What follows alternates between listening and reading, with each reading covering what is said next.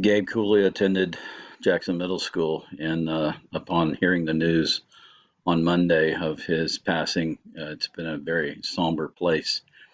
I'm Brian Twyford, and I had Gabriel in my seventh period history class. And Gabriel was a very smart, insightful, confident student. He also had a great sense of humor, but he was respectful to me and to everyone else, which is one reason why he was liked by everybody. Um, this is Murphy, who I had the honor of sharing the hallway with for several years. Had Gabe in eighth grade and said that he would stand at my door before class and ask me about my day. And most kids don't actually think of us as humans with feelings and thoughts, but Gabe always took the time to not just to ask, but to really listen to the answer. That's the kind of person he was.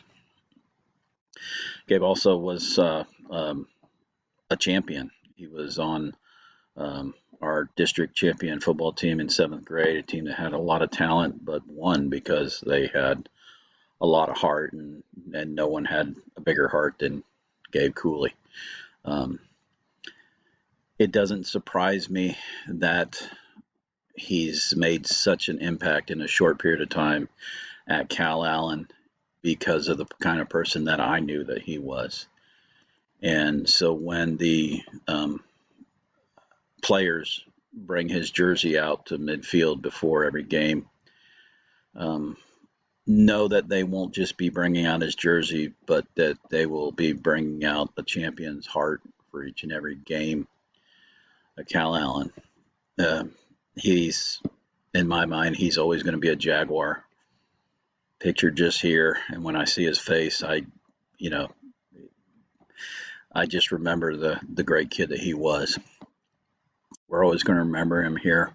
I talked to my football team about him just Friday, and barely held it together talking about what a great kid that he was.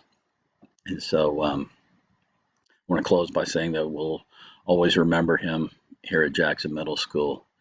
And God bless you, Gabe Cooley.